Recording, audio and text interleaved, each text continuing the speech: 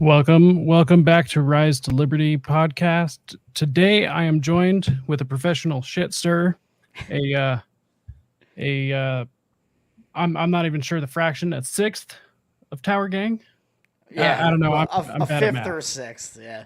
Fifth or a sixth, and you also now have your own betting show that you've been working on for a little while. Yep. Toad, how's it going? It's going all right. How are you? Not too bad. First question I have for you though is why is everything so gay? Because we're in the libertarian sphere and libertarians are gay. Okay. They can't help themselves. Yeah, that's true. So why did you actually run for president? Why did you think that was a good idea? Well, I mean, when I first jumped into the race, the only candidates who had declared were, I believe, Chase and Termott.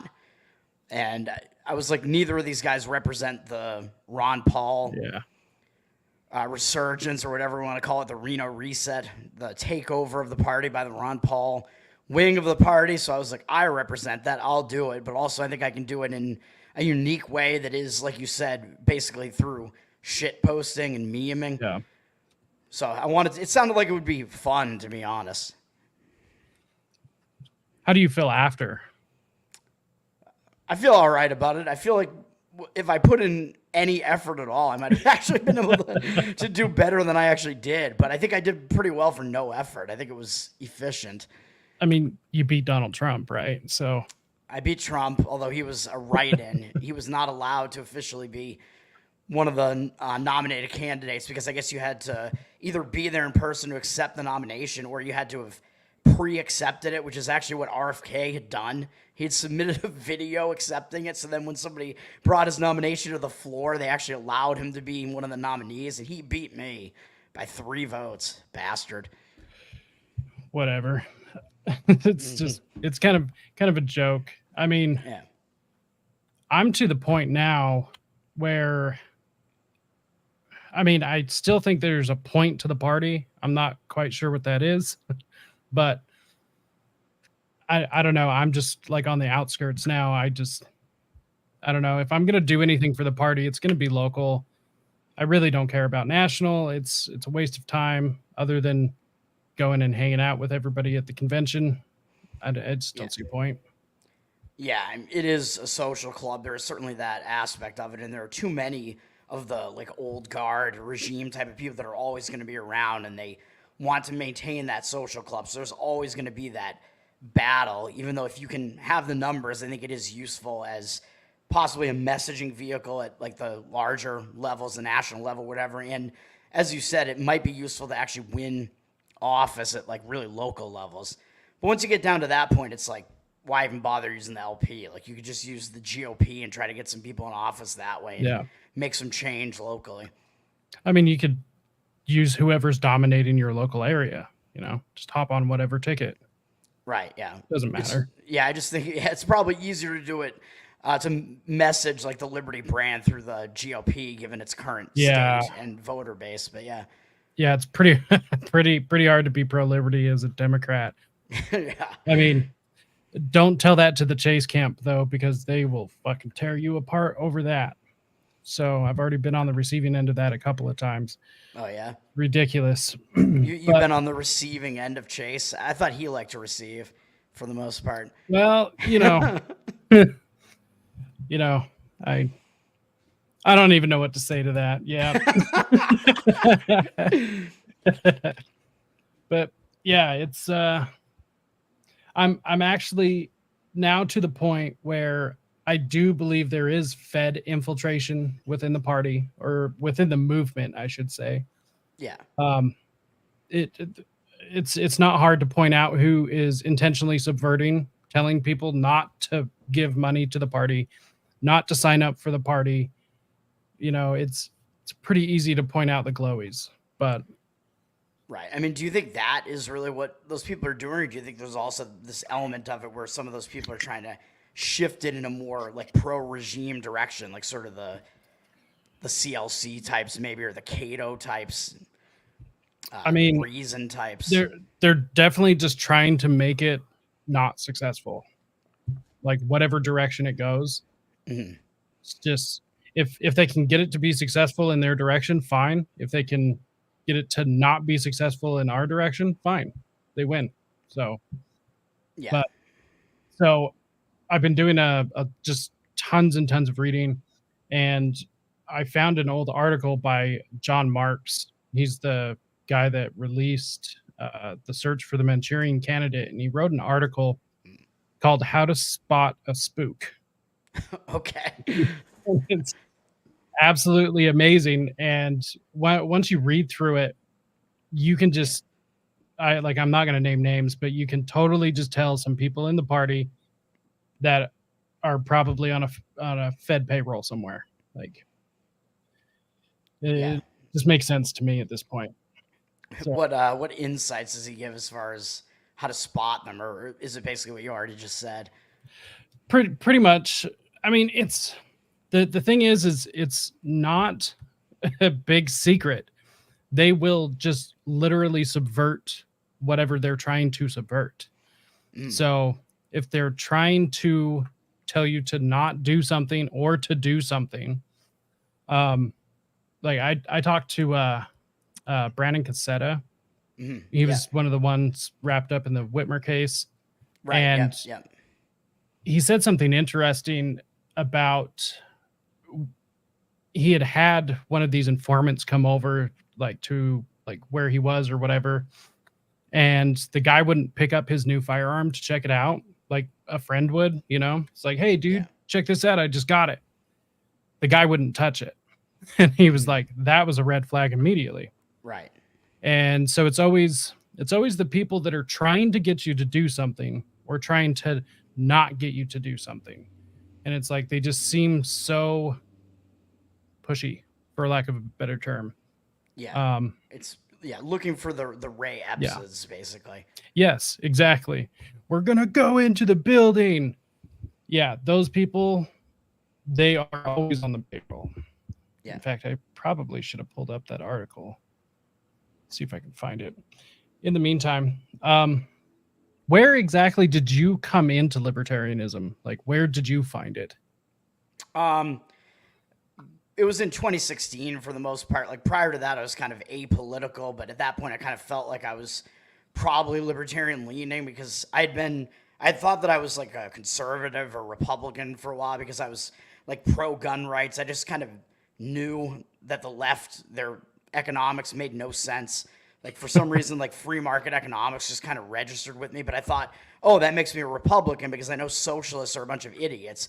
Even though I'm in Massachusetts and I'm like surrounded by these people, but I was also like I had some like leanings that I guess would be more left, like especially like kind of the or old school left, I guess. Like I was always Yeah. like pro free speech because I loved edgy comedy. So it's like, well, what does that make me if I like edgy comedy, free speech, I like gun rights, whatever, and I'm like I guess conservative economically or a free market economics guy. What does that make me? I don't know. Then I just kind of forgot about it for a while. 9/11 happened when I was in high school, and I was on board with that because I thought, well, I'm a Republican, so we have to go get these bad guys, whatever. I fell into that trap. I went to college where people made me see that I was wrong about that. So the left, that was the only time the left actually taught me a lesson, which was in college when I was, yeah, with like leftist anti-war types of people before they were Yeah. completely off the rails. Before all the woke progressive shit came in, basically, it was mostly everybody was still apolitical then, but it was these people hated W. Bush, and I was like, oh shit, like they're making these good points about the war. I got to look into that. So I did do that, but then I was still just kind of, I think they're right about this, but I'm still like apolitical. I'm probably a libertarian, whatever. And then when 2016 happened, Donald Trump is on the scene, and I wasn't a Trump guy, but I had to like inform myself on it because I was like, what the hell is this phenomenon? Like, what the fuck is going on? Like, I thought Yeah. Trump was a Democrat, which he was in New York. So I'm like, oh, Trump must Yeah. be running out of the Democratic Party. And it's like, no, he's running as a Republican. And all of a sudden, he's just like thrashing all these people. And he's just up, he's basically just Yeah. like live shit posting, basically, like on stage. I'm like, what is this? Like, what is happening? So I looked into it. But I started looking into like who's running out of like the Libertarian Party right now. And I started getting into the philosophy as well, like at the same time. So I became a John McAfee guy because he was Okay. kind of like the Trump-ish guy running for the Libertarian Party Yeah. back then. And he's a software guy like I am. And I'm like, this guy is insane. He's like out there posting videos, like doing crack off of like hookers and Yeah. whatever. Like, oh, this guy's married to a former hooker. He's got like this like harem of women. I don't know what's going on here, but I was like, but I like it. This guy's a badass. Like whatever his politics are, I agree with it. But from there, I like got into like some of the like podcasts that were out there back then. I started listening to Lines of Liberty. I read Ron Paul's Revolution at that point because I had actually missed the Ron Paul 08 and 12 campaigns that he had.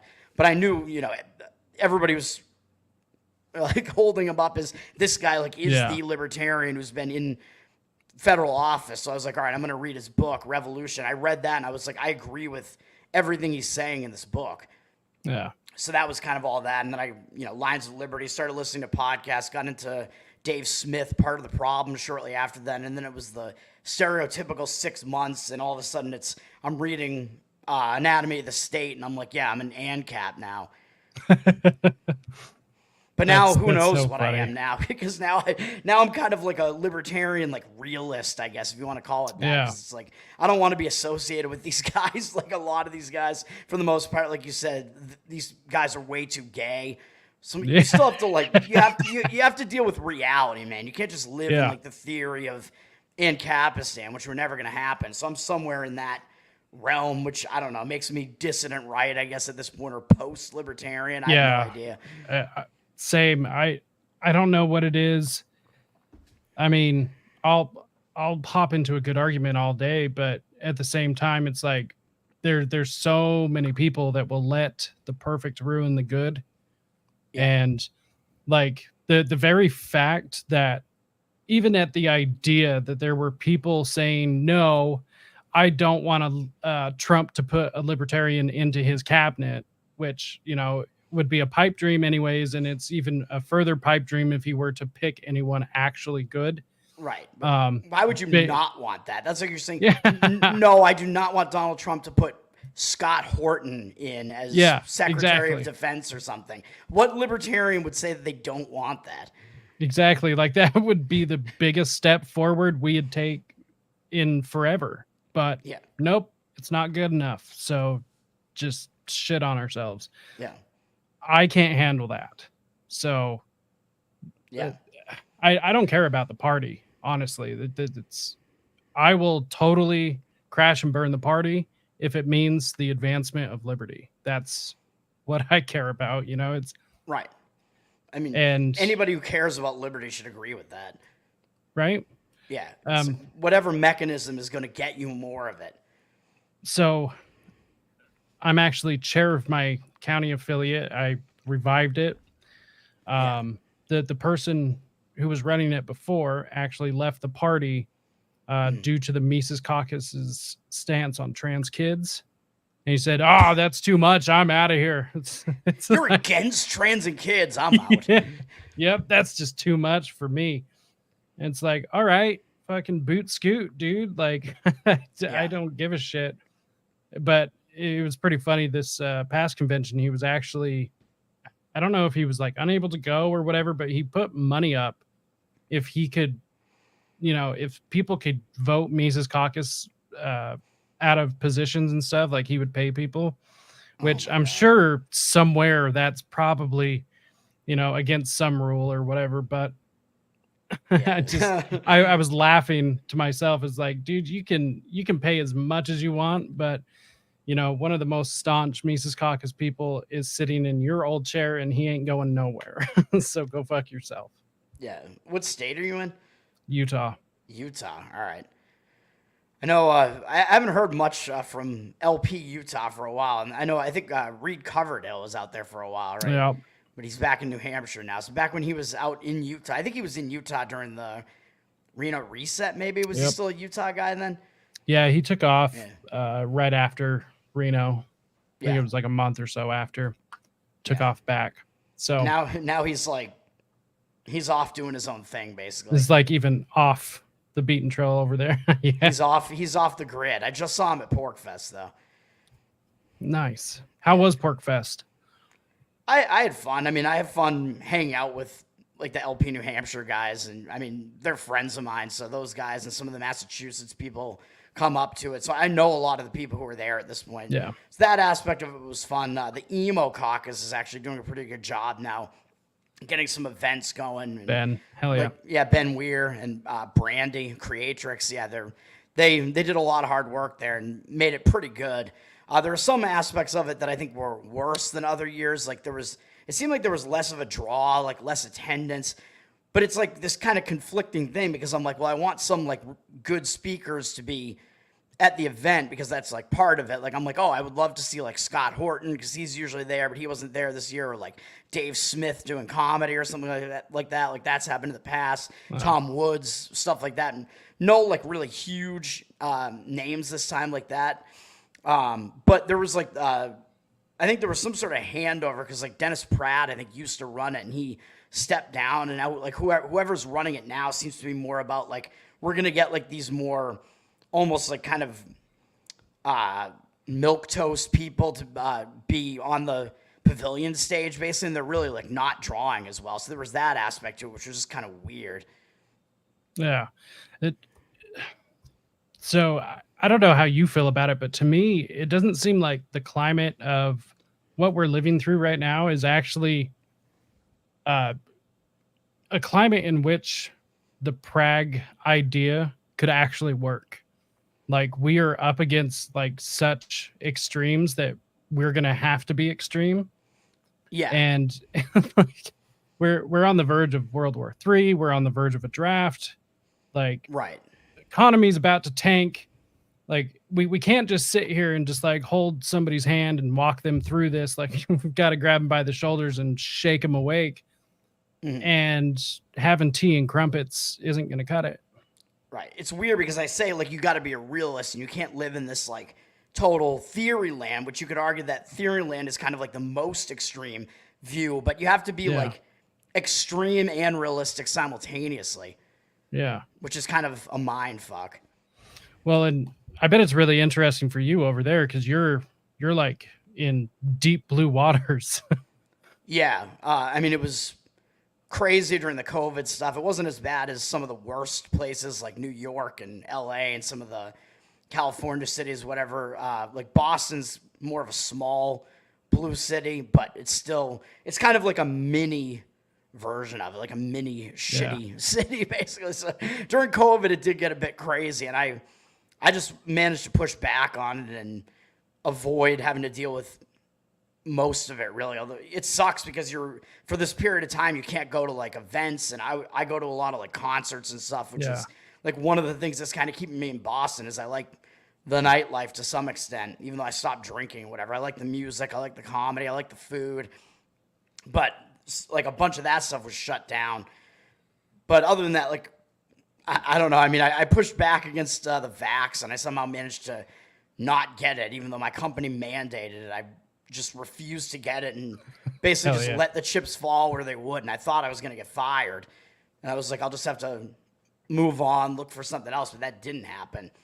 So I managed to avoid all that. And I was blessing and a curse. Yeah, and I was like the one guy for like periods of time who was not like masking on public transportation and stuff, and people were accosting me and shit like that. So so there was that aspect of it. But we're back to mostly normal now, and you'll just see like the occasional freaks out there who are still wearing masks and shit, and I'm like, you're a fucking retard, basically. You know, we've started seeing more over here. Since we're out in the West, it's pretty it has like an independent spirit, you know. Yeah. I remember I got to the point where it was like, well, if I have to be somewhere and there's no other choice, then I guess I'll wear a mask. But that was like virtually no time because there was always another option. I could go somewhere else and go spend my money there. Yeah, it comes down to like, do you absolutely have to? And like the only times where that was the case for me were I have to board this plane right now. That was like the only situation. And when I did that, I had a fake mask.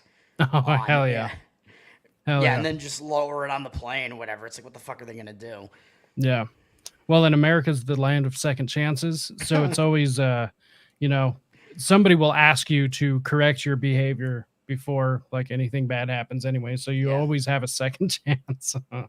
Yeah. But it's really interesting.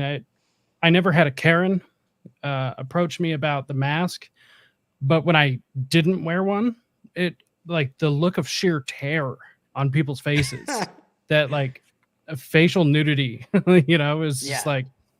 like I was actually whipping my dick out. Right. It Oh my was God, a the mouth. craziest I thing. shouldn't be seeing that.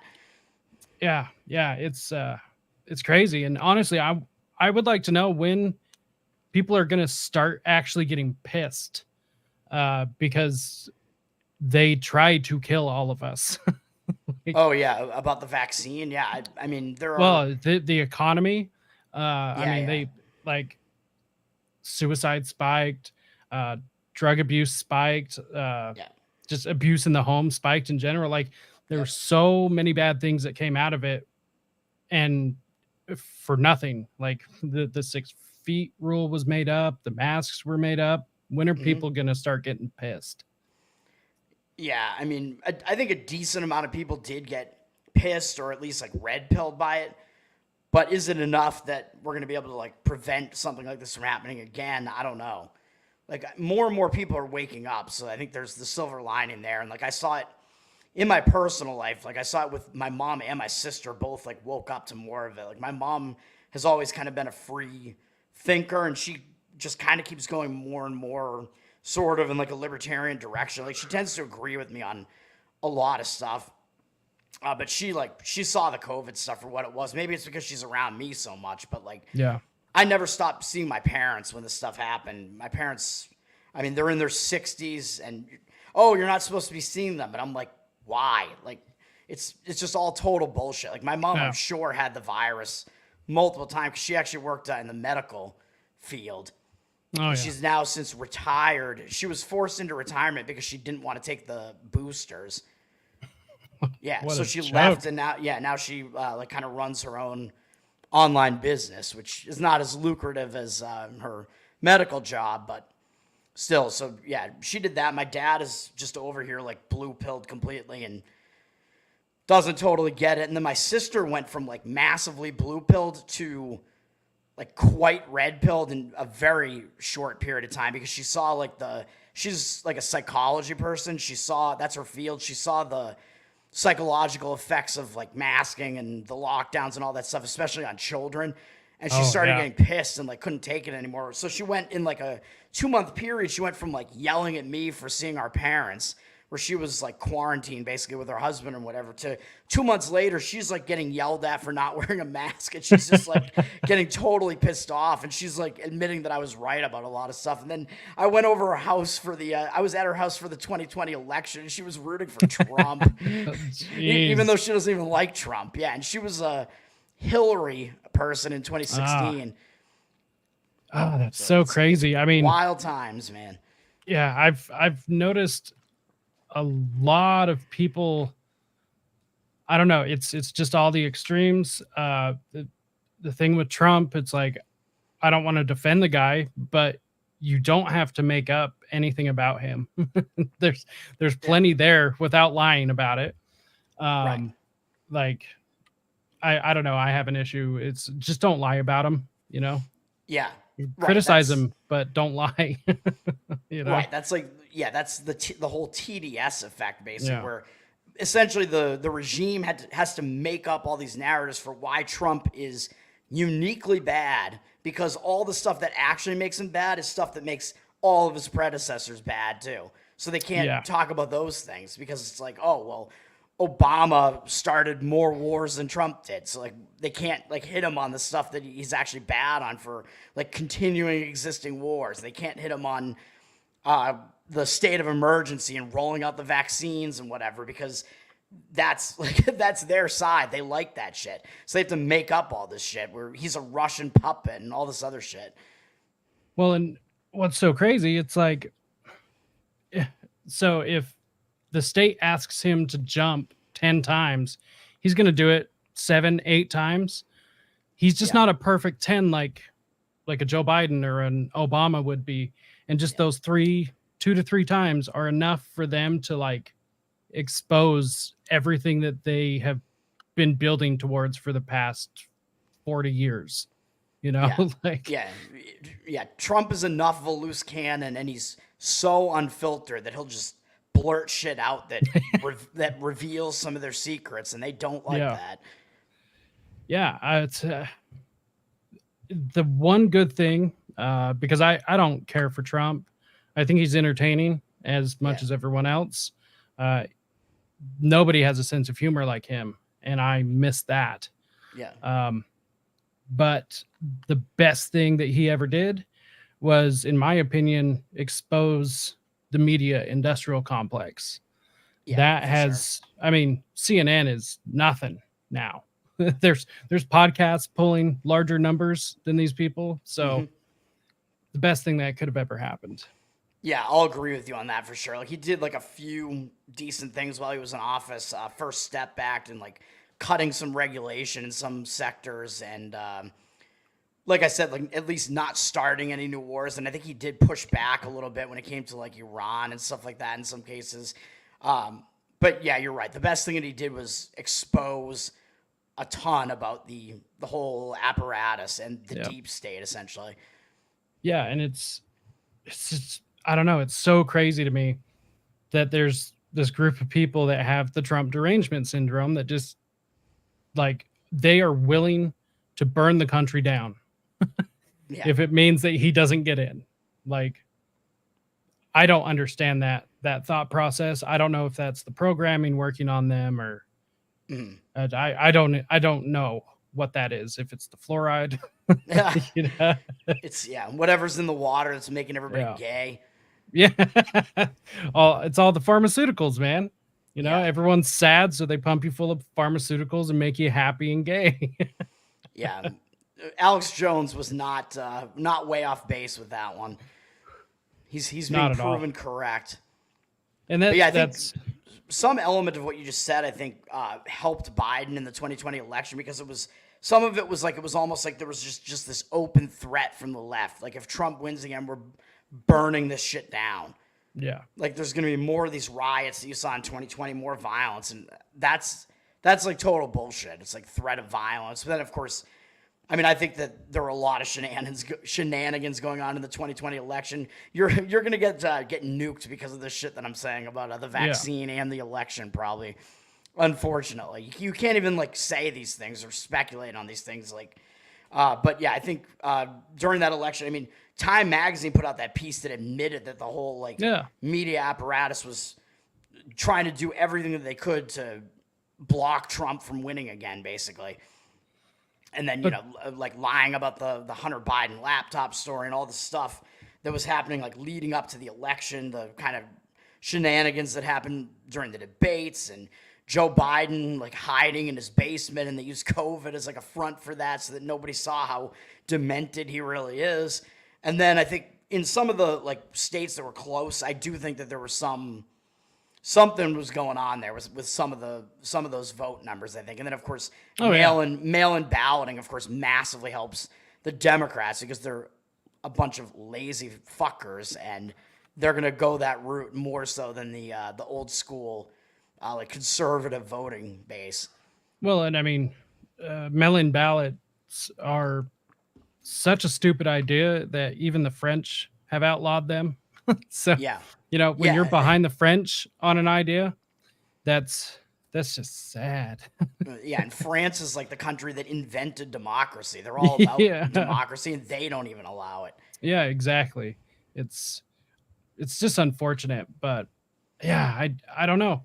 It's it's really crazy just to see things take this quick turn that people are literally willing to cut off their family for having a different opinion, willing to cut off their friends. Like, I Yeah. mean, I'm kind of okay with it at this point, just because I lost a few friends, or what I thought were friends, and now I don't have to, you know, get them a Christmas card. You know, it's great. Like, you know, so the trash took itself out. Yeah, it's that's tough. I mean, it's yeah. Were they friends to begin with? If they're gonna Yeah, dump you over politics, Yeah. Well, and if they did it before, they'll do it again. And And so yeah, everyone just keep an eye out for that if any of these people have come back around in your life, because they will do it again, and bird flu is on its way up. oh God, we'll hope Yep. not. But of course, this is also what the people in power want. They want this to happen. They want politics to infiltrate everything because they want to fracture the institutions that are in Yep. competition with them. They want to fracture the family.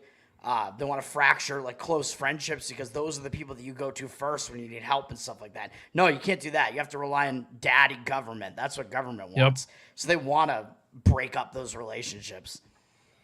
Yeah, it's interesting.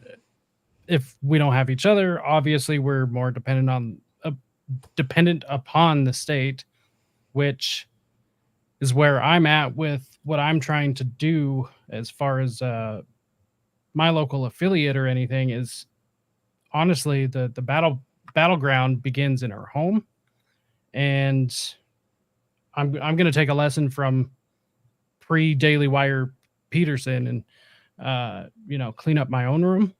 Yeah, Like yeah, I've got to worry about myself first. There's definitely a few things, I probably don't have the right to tell other people how to live, but it's really interesting. We're pumped full of chemicals in our home, uh, just at every level. I mean, our clothing, our food, our water, just like these pharmaceuticals, literally making us gay, or making us so crazy we want to, go and blow kids away, or chop our dicks off or whatever. That's a problem. We need to change that first before we can start working on chipping away at that system. yeah. I don't know. Yeah, I don't even know where my mind was going there. I was just thinking. I don't know. I was thinking that's my excuse for being gay. It's it's all the chemicals that are out there. Yeah, it's But yeah, I not think my fault, man. yeah. But I think part of libertarianism. Well, I mean, libertarianism. I don't think really has anything. It shouldn't have anything to say about you being able to say or not say to somebody else. I don't think you should do that. Like, especially if it's somebody that's close to you, somebody you care about, I think you absolutely have the right to say, I don't think that you should be living your life this way. I don't think you should be doing drugs. Like, Yeah, I don't think you should be doing these things that are harmful to you. yeah. Well, and I think that's where a lot of libertarians kind of drop the ball. It's like, this isn't a system that's meant to take over like every aspect of life, you know? Yeah. So there there's going to be some parts that libertarianism doesn't cover because it doesn't have to, because Right.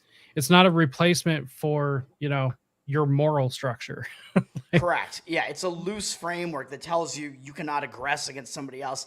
So Yeah. that it's like the bare minimum, basically. Like, you cannot harm somebody or their property. Okay. But that's not everything. Like you said, I think you do need that moral Yep. underpinning behind it, which I think comes from Christianity, or at least having something like close to that, some like very strong moral compass Yeah. guiding you. And I think a lot of libertarians completely miss that. Of course, like the left libertine style of libertarians think that it's just that loose framework and that's it, because it is a thin philosophy. So it's like, Yeah. that's it. Oh, and then it's just anything else goes, and you can't shame anybody for anything else that they do and whatever.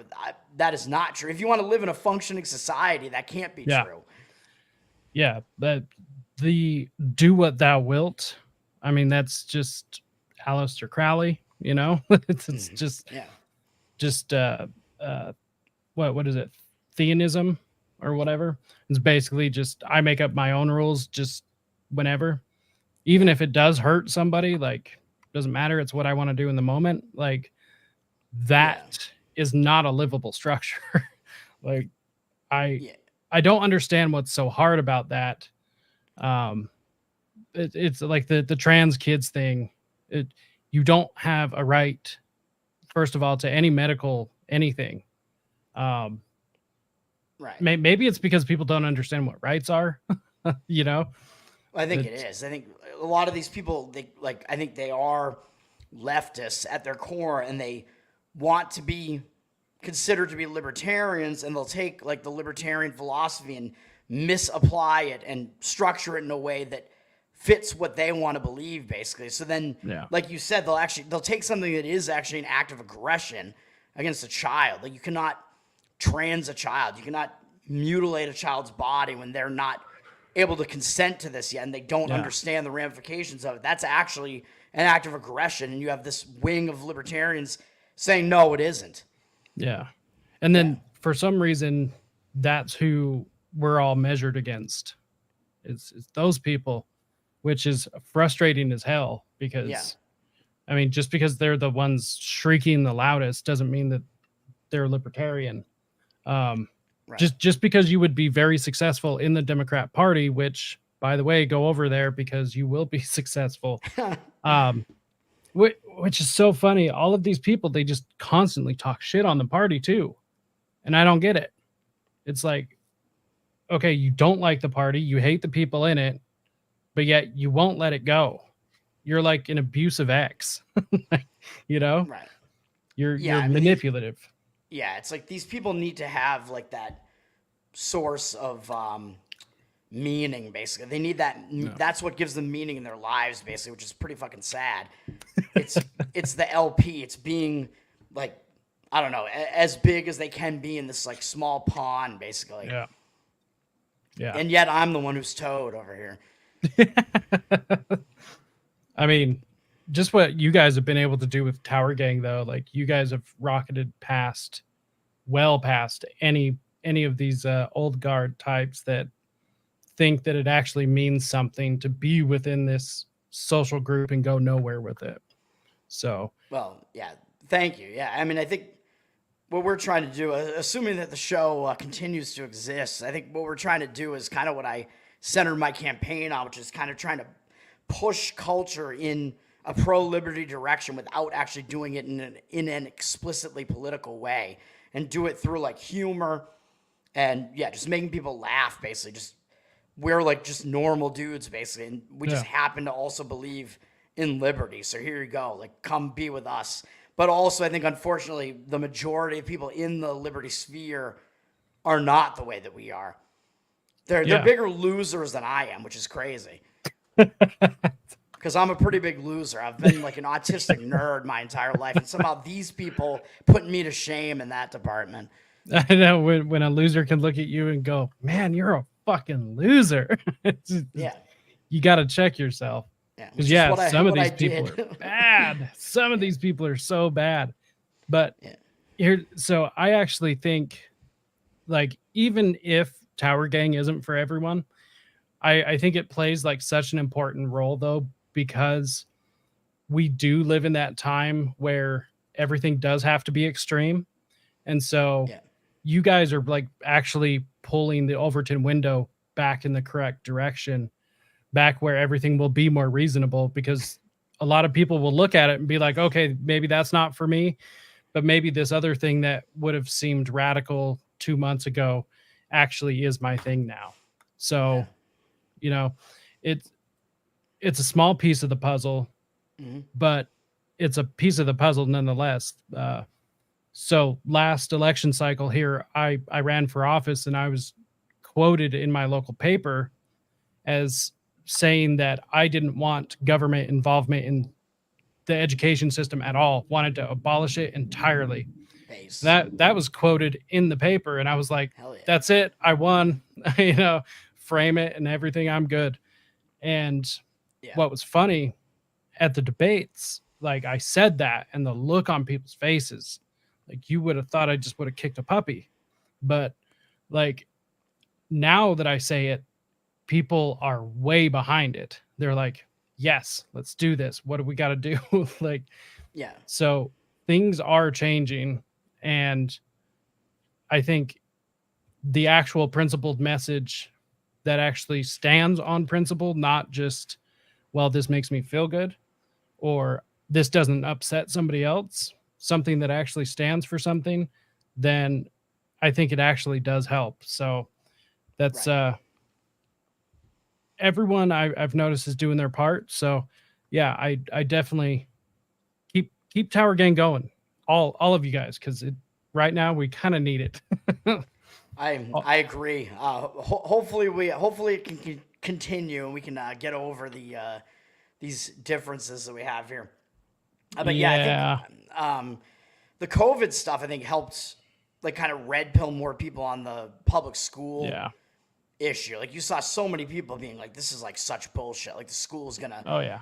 like force vax my kid." There were a lot of people pushing back against that, which is good. Or they saw just how ridiculously bad schools were when it came to having to deal with the COVID situation. Like, oh, we're gonna all be remote now and all this stuff, and you just see how bad that whole thing is. So a lot of people, Mm. I think a lot more people started gravitating more towards homeschool and stuff like that. So that was one of the good things that came out of that. Well, like, could you imagine wanting to spend 8 hours a day with any government employee? Because I sure as hell can't. No, thank you. Is it really 8 hours? I guess it is because it starts Yeah. early in the day. I guess, yeah, I went to public school, but I don't even remember. I guess it was, yeah, like 7 Nope. to 3, basically. Yep. Ugh. So, yeah, you're stuck with a state employee, most likely a woman, uh, fresh out of college, and she's either gonna want to trans you or she's gonna want to fuck you. So, Yeah. Well, yeah, that's the other thing. It's pushing, I think, more people to get their kids out of public school, which I think is yeah, another thing. It's kind of like backlash. It's almost like blowback to all the like trans and like sexualization of kids and whatever, and trying to force that stuff into schools. And a lot of yeah, people rightly are being like, no fucking way. yeah, Take yeah. your kids out of there, man. So, Utah is actually like one of the battlegrounds for all of this, transing minors stuff, and like I don't know where the trans community is getting their funding from over here, but No, they've you think got Utah would be like pretty staunchly against that shit? You would think. they're putting up a fight. They are putting up a Man. really good fight. So somebody's got some interest in trying to get this done over here. Um, It's Mitt there's Romney. well, he actually does have ties to it because it's this group of basically like utopian communists that want to like destroy everything over here and build their own perfect little world. It's fucked up. It has like the UN's involved, and it's really interesting. But what's so crazy is they're pushing this like just this narrative like they are anywhere else that, well, we just want rights like everyone else. And I constantly have to push back on this. It's like, what rights? Right. You don't know what rights are. Right. Like, Yes, you do have the right to live still. No, Mhm. nobody's taking that away from you except yourselves. Yeah. 40% of yeah, cases. 40.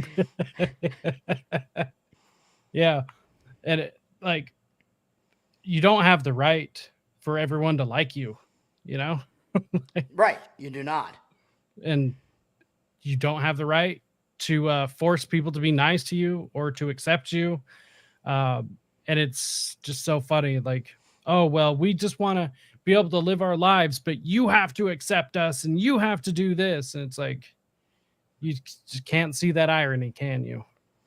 Right. In a lot of ways, they're forcing you to alter your behavior to Yep. accommodate them and their like weird behavior, essentially. Like, no, I'm not going to change the way that I speak, like the way that I use the English language to use your pronouns. I'm not doing that. Yeah.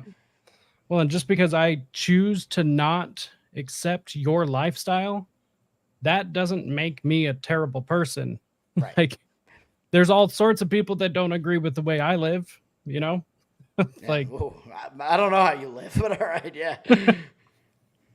well, You're a total degenerate over there. yeah, total. Well, I mean, in the eyes of some of these Mormons over here, Yeah.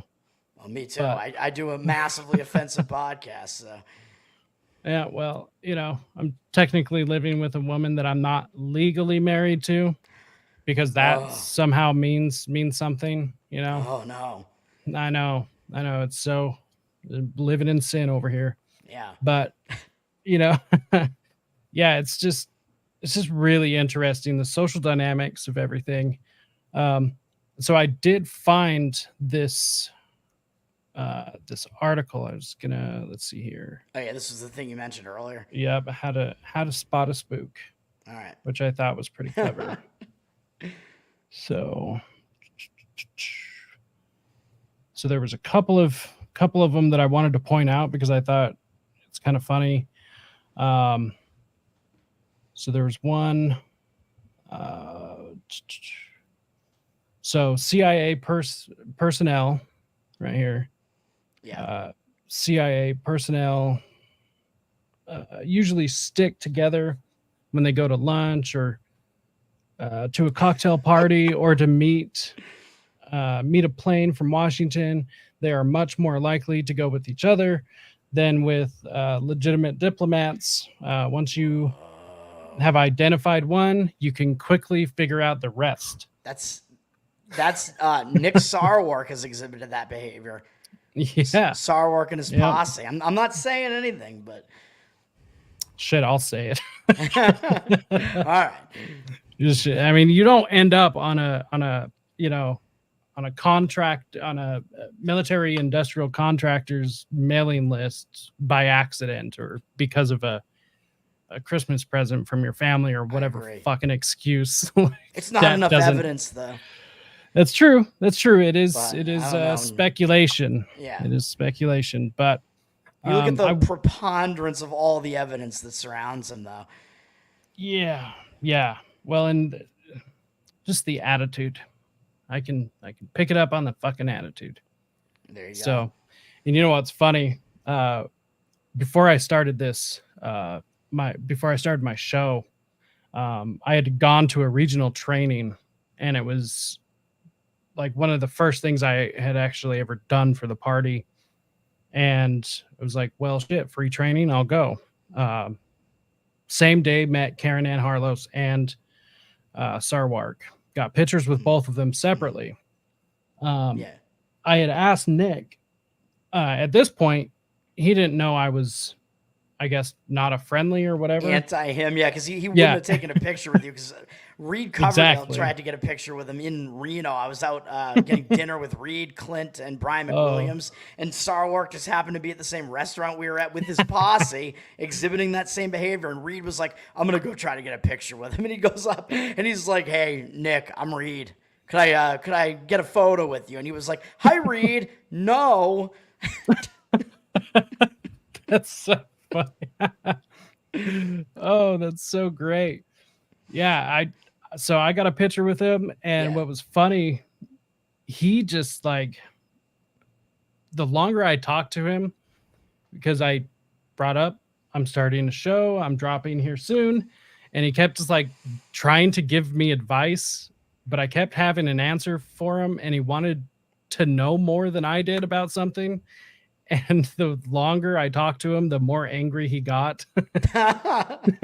He was just getting frustrated to the point where he told me to go buy this book, which it is a good book, by the way, but in the context of what he said, it was not a genuine recommendation. It's the book Nobody Wants to Read Your Shit, which all right. great book. But yeah. he was so frustrated at this point. And later on, after Reno, I invited him to come on. And I even flat out told him, I have no interest in getting you in a gotcha. Not going to bring up anything that happened at Reno. Cough, cough, fake assault. But dude blew me off. And so it's fine. Nobody owes me an interview. But it's just like, I know several people that have tried with these people, and they're all acting in bad faith. And it's just, I'm so sick of it. So sick of it. Yeah. Let's see. So for anyone watching, I will make sure to post this article because it is incredibly interesting. Obviously, it is talking about it in the sense of just a CIA agent, but it does kind of apply to more than just one agency. But it's like 7 pages long, and written by the guy that gave us the Search for the Manchurian Candidate, John Marks. He's the entire reason we know about MK Ultra. So absolutely great. Yep. I just thought that was perfect timing coming across an article is how to spot a Fed. Yeah, one part of it said that they keep like the radio on or some kind of white Yep. noise on to push back against people bugging them and listening in on them. It's another way you Yep. can spot it. That Yep. might be me, man. I leave my TV on all the time. Me too. Me too, Although actually. it's off right now over here, but It's crazy. I just like to have that noise, man. It's like a friend. I'm alone here. Yeah, me too. I even have a house full of people most of the time, and I still gotta have that friend in the corner. Yeah, I'm just a lonely guy. yeah, Well, well, hey, I think we're gonna wrap up here. Um, I think this is awesome. Honestly, I'm yeah, trying man. to get all of Tower Gang on individually at some point, All and right, then hell yeah. Uh, hopefully, I'm one of the easier ones to get. well, I got Jose coming here in a couple of days, Hell yeah. so You'll be long able to get overdue. me, him, and Cole, and then I don't know about I don't know about the other two guys. Well, I've had Clint on twice, but Oh shit! All right, hell yeah, yeah. I mean, he's off. I'll get him back eventually. I'll back him Top into a is the corner. most difficult. Yeah, it's all right. He's my white whale. Yeah, the White Lobster. The white lobster. That's so funny. Well, cool. Hey, give yourself a shout out. Let everyone know where they can find you and what you have coming up. Hell yeah, man. Tower Gang Toad is my Twitter handle. You can find all of my ridiculous shit posting on there. I do shit posting, actual serious tweets, and I also talk about sports because I do sports betting as well. So I'm primarily known for the Tower Gang podcast. Hopefully, it continues. Long live Tower Gang. We should have an episode tomorrow night. We're on kind of all the major platforms. So at least we still live stream to YouTube, but we're on like Rumble, Odyssey. We have support through locals, and I think we have a Patreon again right now, so people can throw us some support there. But we are the most offensive comedy podcast, and we're pushing the cultural Overton window, like you said. So hopefully people can just watch it and laugh, and just through that alone, just kind of be moved culturally in the right direction. And as you said, I have a sports gambling show called Better Off Dead, Bettor. Maybe I'll change the name of it. I don't know, because that's a reference to my suicidal tendencies. And I'm kind of in a baseball downswing right now, even though I'm usually pretty good at baseball. So hopefully that picks up again. But I'm doing videos like every day on YouTube over there on that Actually, channel. before we wrap up entirely, I Yeah. did want to ask you about that. Uh, just, I'm not a big sports betting guy. I do occasionally. Yeah. Where did you get into it? Well, I mean, I started kind of catching the gambling fever, I guess. Well, I always liked sports, first of all. So, like, Yeah. my dad was into sports, so I got into it as a young age.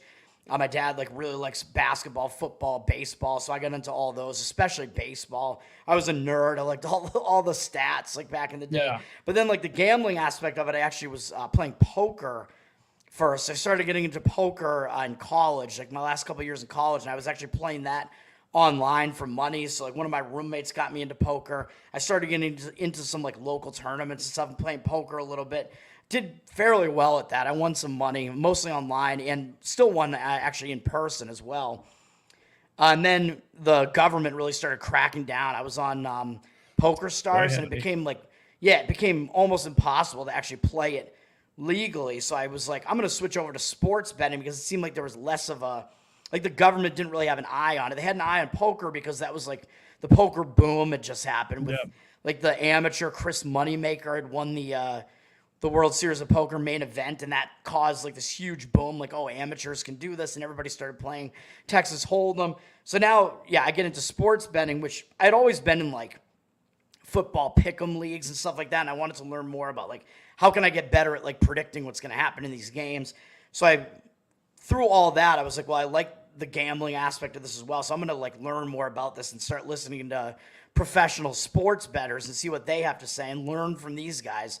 So I started doing that when I was like 21, 22, basically. And I just started doing it, and I've been doing it since then. And I've only had one losing year since I started doing it in 2008 So was the first full year of it. so do you have any like plans to go like grow this channel to really take off, or is it just kind of like a fun side project? I mean, I'd like it to take off. I think there are things that I need to do differently to try to get more eyes on it. I need to somehow be flashier, be funnier, or whatever. Maybe I need a co-host. Need like a better. I'd love to have like a better production setup for Tower Gang as well, Yeah. just for all the podcasting that I do, and for Better Off Dead. It's kind of difficult for me because I get into this other mode where I'm like not as funny, and I'm just like getting super autistic about it because literally I wake up and I'm like doing the show as I'm like looking at the games for the day, and like I'm like telling you my thoughts almost as I'm doing it, basically. Yeah. So there might be some things I need to switch up because I would like it to be big. Like I would like to kind of get in with like some of the professional sports bettors and be kind of known in that sphere as well. Like that Yeah. would be cool, but maybe they wouldn't like all the shit that I'm doing with Tower Gang or whatever. But I don't know. Like I've met some of the like professional sports bettors and like hung out with them. Some of the people that I've followed for like years and stuff, which is pretty cool Yeah. to meet some of these people. And I mean, I don't even care. Like I told them who I am. Like I'm Tower, I'm Toad. Yeah. I do Tower Gang. Like if you follow me on Twitter, just know it's gonna be like super offensive, and you're probably gonna get mad at me for a bunch of things. Most of them are like, "That's cool, man." Yeah. Like I like offensive yeah. comedy. I'm like, all right, All right. We'll see about that. yeah. What is there a lot of people trying to get in? Like, or is it still just a pretty niche community? In sports betting, Yeah.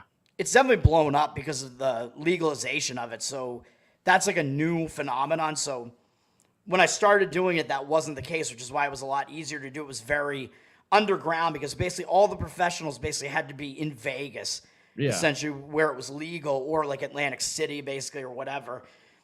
And then you could kind of start doing it online, like in those specific locations only, or maybe like in the state of Nevada, maybe they like started allowing it, whatever.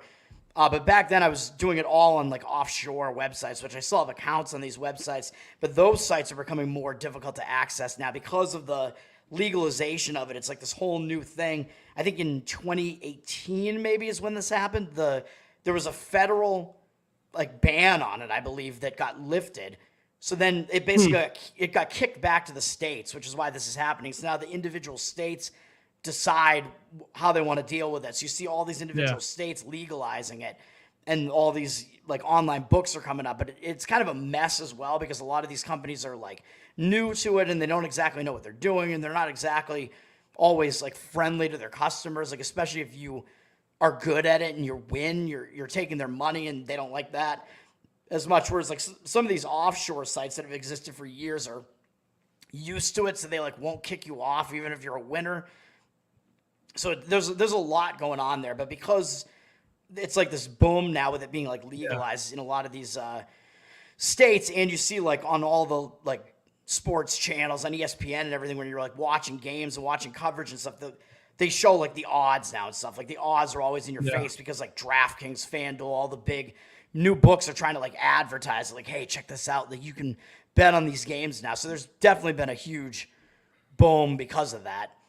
I mean, so I'm a massive fan of comedy, Yeah. and I can't get through like any comedy podcast or anything without a DraftKings advertisement. I swear to God. Yeah. Like Kill Tony every week. DraftKings. Yeah. It seems like there's like a tie in there with like degenerate comedy and degenerate sports gambling. It's kind of it almost seems intertwined in a way. Yeah. So have you actually seen good growth towards what you're doing, considering? Like on my channel, or just like seeing more and more people getting into that realm? I guess both, because one would affect the other. Yeah, So right. Is there, I guess what I'm asking is there enough growth where it's worth it for you to invest to try and get more growth? I think so, because it's still so there are a lot of aspects to this. It's kind of, some of these things, like you said, kind of conflict with each other because you have all these people getting into it now. So there are a lot of people that are doing channels similar to mine and talking about sports betting and whatever. And a lot of these people are better at it than I am. So that means there's more competition in the podcast element of it.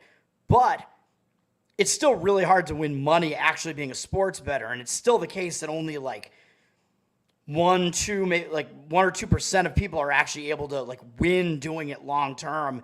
And I think I'm actually one of those people because I've done it for however long it is now. What is it? Going on 17, 18 years, whatever it is now. Yeah. 17 years, and I've only lost 1 year. So like, but it's like two things because the entertainment aspect of it, there's a lot of competition there. But as far as like actually winning, doing it, I think there's maybe less competition for it. And the fact that there are so many people who don't really know what they're doing, who are getting into it, and people that are just doing it for fun and whatever, they're infiltrating the market. That might actually help people that do it professionally because these books, because they have so many people betting with them now, they're going to make more and more money. So they might care less about, oh, we have some amount of professionals that are like beating us, but so many people are coming in and losing money to us that we don't care anymore. So that might actually be a good thing. It's going to be interesting to see how it plays out. But yeah, the podcasting aspect of it, there's definitely competition there.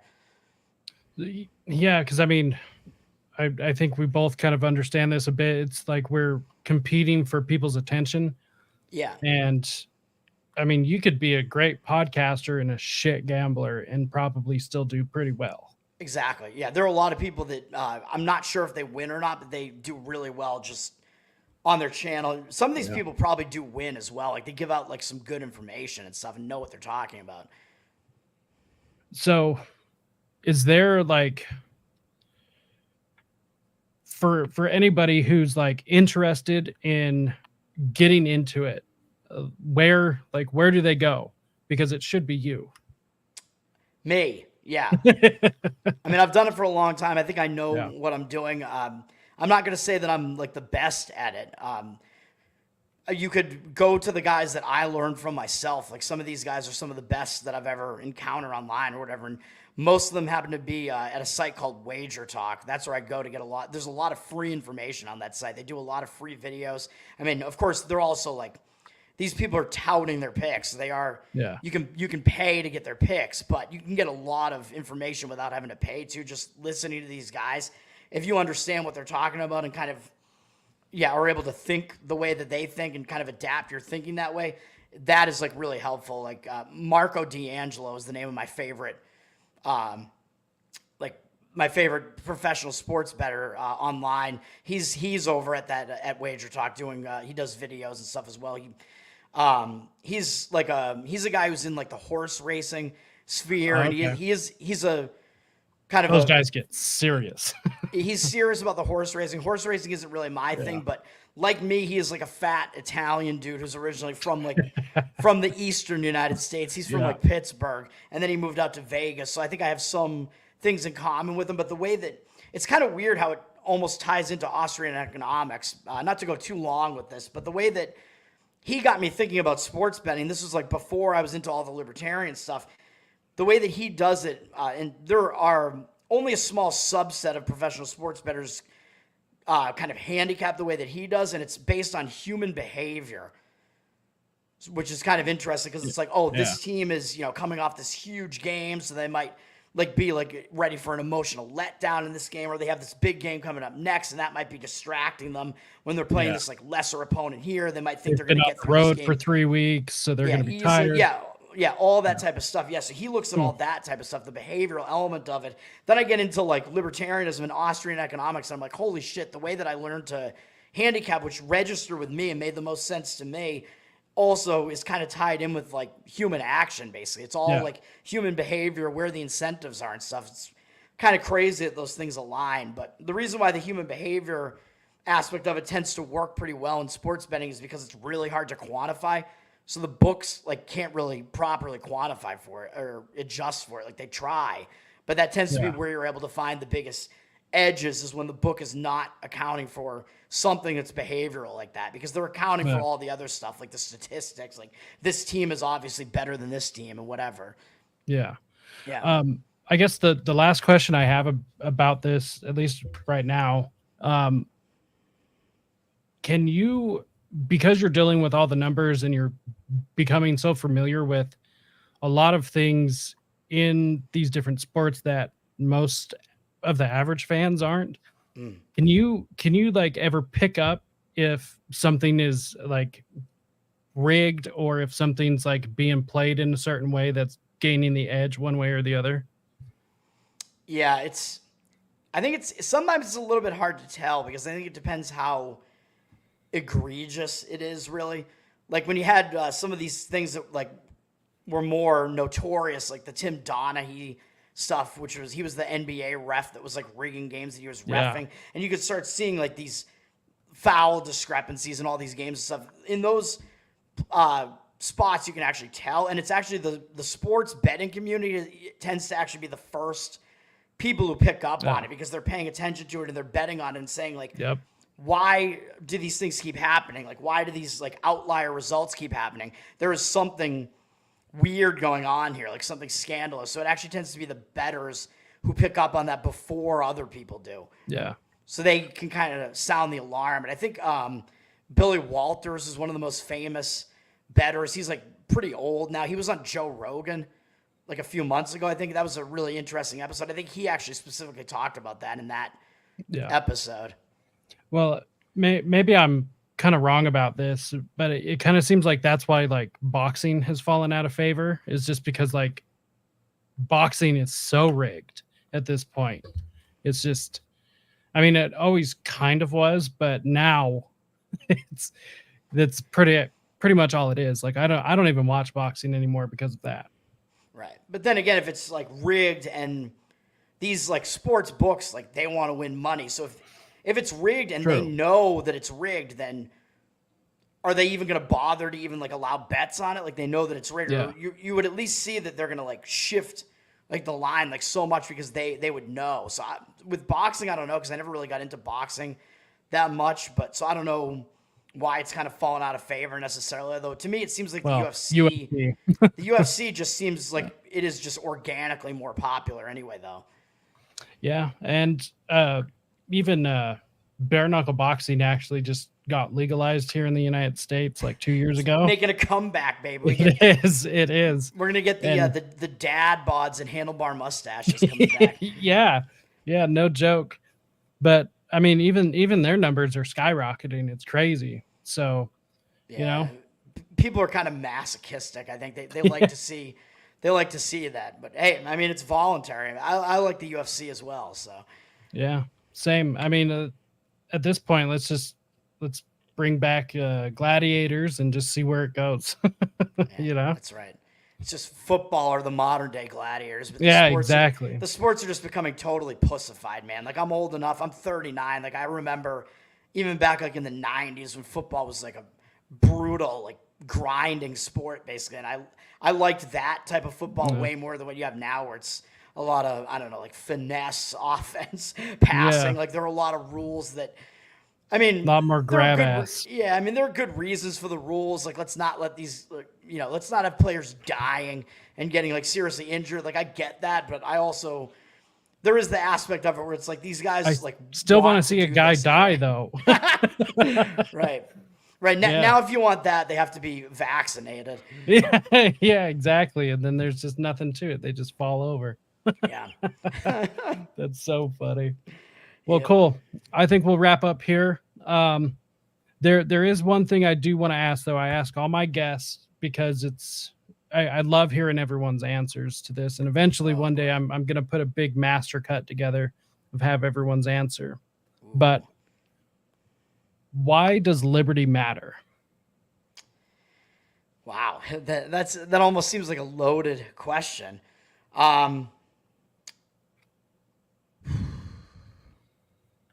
that is actually a tough answer or a tough question. Let me think about that. Why does liberty matter? I mean, it obviously does matter. I think it matters. I would say that it matters because it is what allows you to have a society that can actually function. Yeah, I can agree with that. Obviously, we're seeing what happens when we walk away from it, and whatever direction we're heading is not a good direction now. And I don't think anyone's genuinely happy with this. Right. So yeah, I would have to agree with you. So, all right. Well, on that note, thank you everyone for tuning in to another episode of Rise to Liberty. Got some pretty cool things coming up. So stay tuned for that. Almost done with my Dave Chappelle episode, which should be really interesting. Kind of what happened to him and why he took off to Africa without telling anyone until he was there. Um, Jim Brewer said on Roseanne's podcast a while ago that he was visited and then he disappeared. And then when he came back, he was never the same. And I'm pretty sure I have the story of what happened, although it will be only for entertainment purposes, just because I don't want to get sued. So, because there are some powerful people named in that. So, but keep an eye out for that. And I've actually got Jose from No Way Jose coming on here soon. And I just did a second episode about the False Memory Syndrome Foundation over on his channel, which should be coming out here in a couple of days. So go check that out. And let's see, I think that's about it. So hang out, Toad, for a minute, and then we'll wrap this up on the back end. And everyone else, until next time, stay free, my friends.